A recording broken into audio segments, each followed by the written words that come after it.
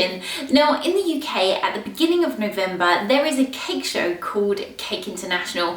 This is a 3-day event that happens at the NEC in Birmingham, and you can walk around and look at big elaborate cakes, cake products, cakes that have been created for competitions, and also watch demos. Now I am so excited as Sweet Stamp asked me to demo on their stand while I was at the show.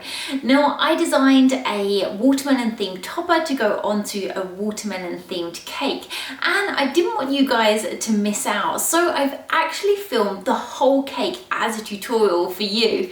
So in this week's video tutorial I'm going to be showing you how to make this really fun watermelon themed cake.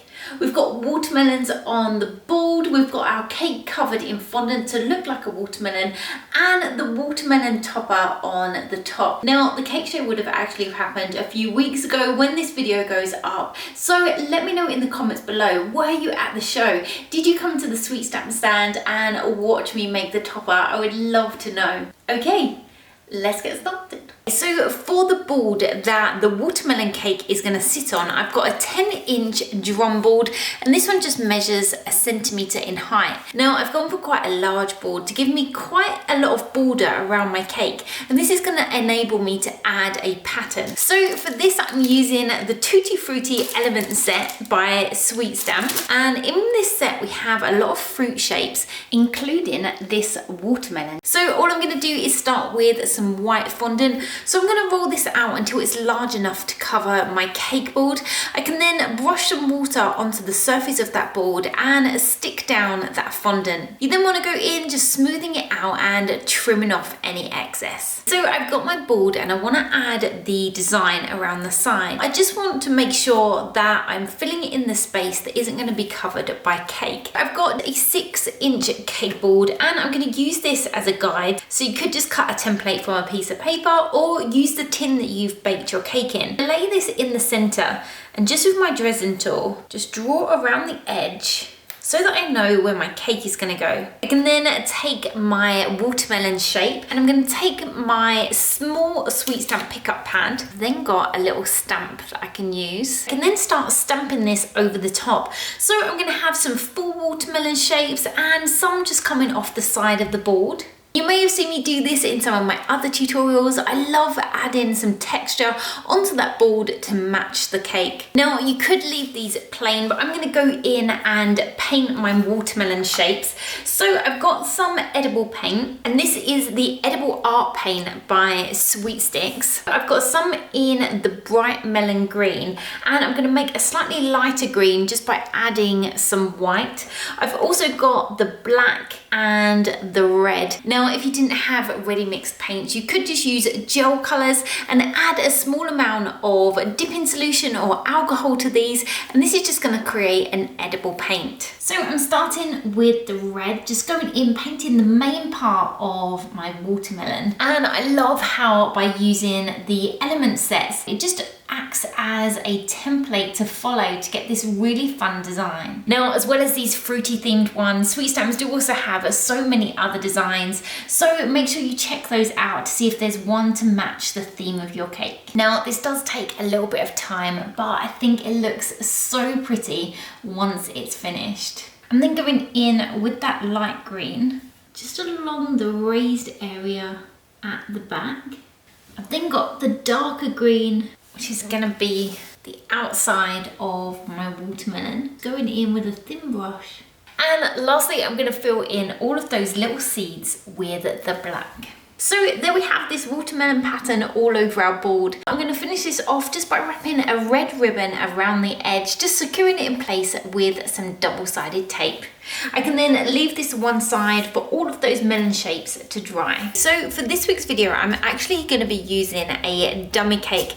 As I mentioned at the beginning of this video, this cake was coming with me to Cake International for when I did a demo on the Sweet Stamp stand. Now, the process of covering this dummy cake is no different to if I was covering a cake that was covered in buttercream or covered in ganache. Now, I will leave a link on the screen and in the description below showing you how to prepare and cover your cakes ready for covering with fondant. So in terms of my dummy cake, this is just a 6-inch dummy and it measures around 5 inches in height. And I've stuck this onto my glass board just to allow me to cover it. Now I do have a more detailed video showing how I cover dummy cakes, which I will also leave in the description below. Dummy cakes are great if you just want to make a display cake, or if you're creating a 3-tier cake, for example, and you don't need as much cake, so you can create some of your tiers using dummy cakes. Now I want to cover my cake to look like a watermelon, so I'm actually going to be using pre-coloured fondant, but if you didn't have pre-coloured, you could also use white fondant and just use your food gels to get the desired colours. So I'm going to be using a red, a dark green and a light green. Now the first thing that I'm going to do is I've got some piping gel that I've just added a small amount of water to, and I'm going to brush this on the top of my dummy cake. Now, usually I would cover my cakes in one go, just draping my fondant over the top. But for this one, I'm actually going to cover it in a panel around the side. So I'm starting by taking the red and I'm using the poppy red. Now I'm going to drape that fondant over the top. I can then go in with my craft knife and I'm just going to follow that top edge, cutting off the excess. Now, one thing that we do need to know is the circumference of our cake. So we need to know how big a panel of fondant we're gonna need. So my cake is 19 inches and I know that it's 5 inches in height. You then wanna go in on the sides, just brushing on some more of that piping gel. And this is just gonna allow that fondant to stick because we're not sticking it to a buttercream or a ganached cake. Around the bottom, I wanna create a strip of two-tone green that's gonna look like the outside of my watermelon. So I've got some of the darker green, and this is the Lincoln green, and I've got a small amount of the Lincoln green and some of the pastel green, which I'm going to mix together to create a slightly different shade. I'm then going to take balls of each of those colours, and each ball is around 1 inch. Now I'm going to use these balls to help me make a striped pattern. I can then take one of my darker ones and just push this between the lighter colours. Then we want to start to roll this out. All the time we want to keep it quite thin. So every time I roll it, pull that back.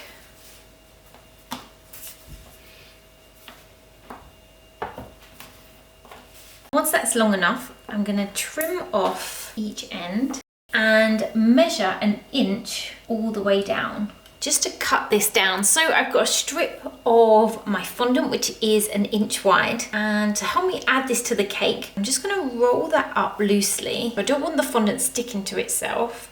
I can then bring back in my cake, or in this case, I've got my dummy cake, and just start to unravel that along the bottom. On the back, where the two pieces join, I'm just gonna cut off any excess and smooth that down. So the next thing for me to do is add the red of my watermelon, and I've also got a small amount of that pastel green to add a lighter strip. I want them to look like they've slightly blended together. So I'm going to start with a ball of my red fondant, and I've got around 350 grams, and I've got some of the lighter greens. So this is around 75 grams. Now in order to get these to blend together slightly, so I'm going to start to roll this out, and as it gets thinner, push it together and then fold it in half. Just making sure that when I fold it in half, I'm folding it so the green is still in exactly the same place. So I'm just rolling it the same direction as those folds. And what you will start to see happen is the more that you blend them together, some of this red is bleeding into that green. So once you're happy with how much they're blending together, I'm going to start to roll this into my panel.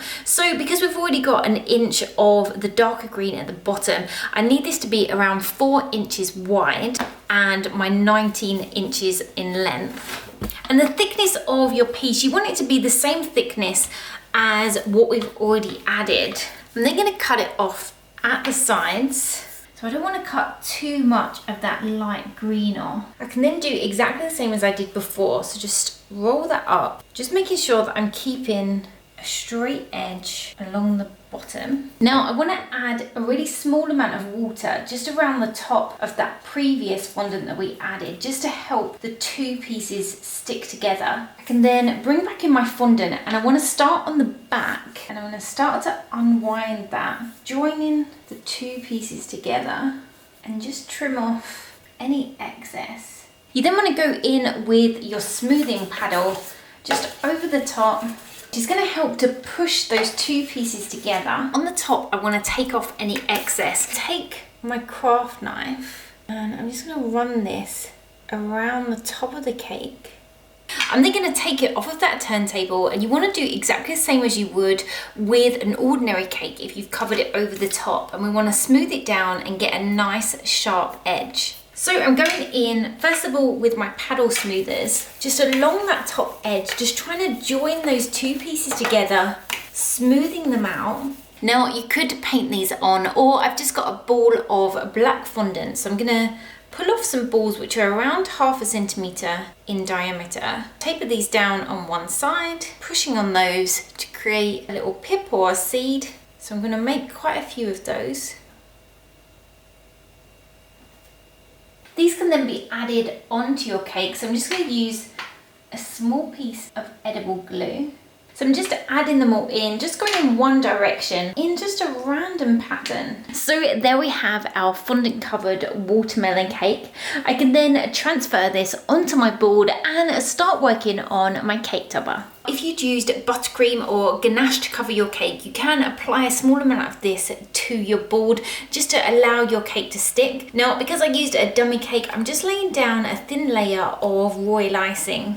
So I'm just going to pick that up and line it up with the marks that we added onto our board, just to show us where the center was. Okay, so on the top of my cake, I'm going to create a watermelon themed cake topper with a little message.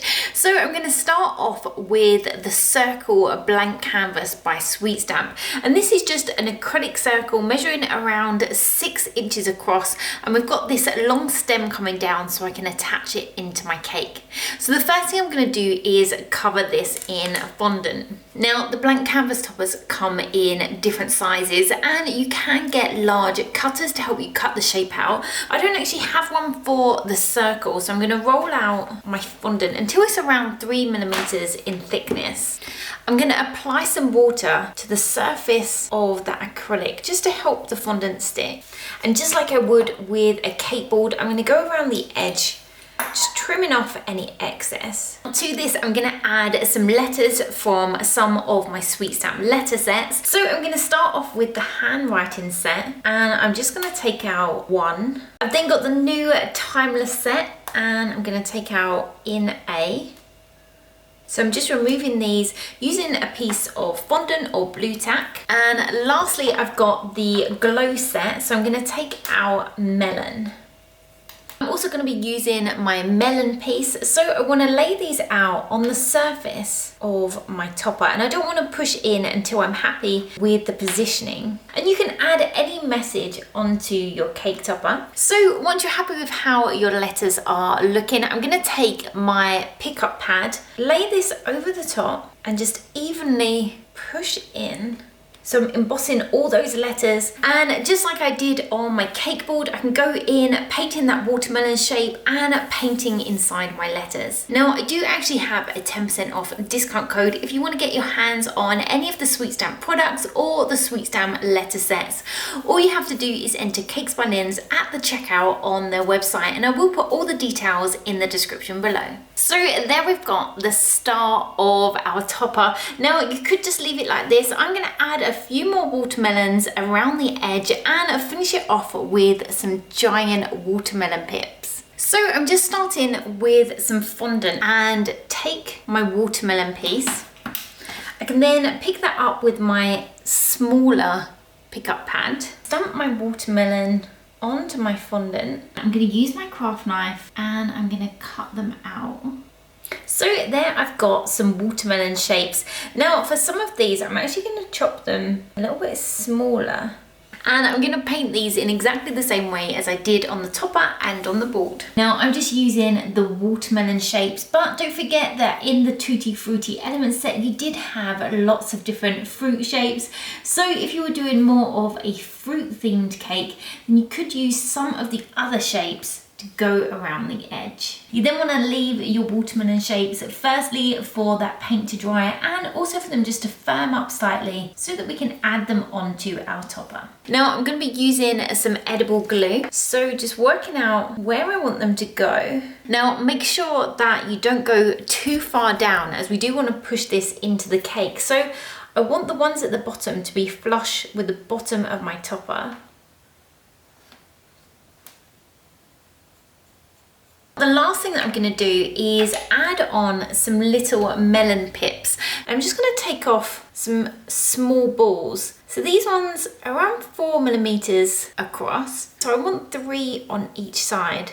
So I just want them coming out from the side of my word melon.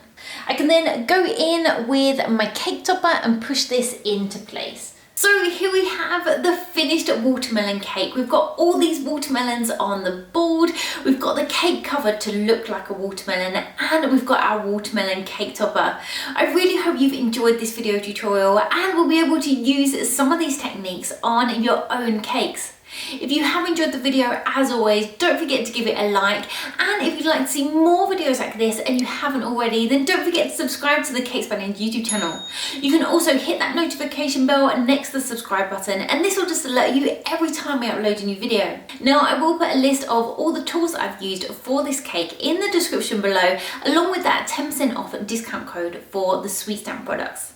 So until next time, bye!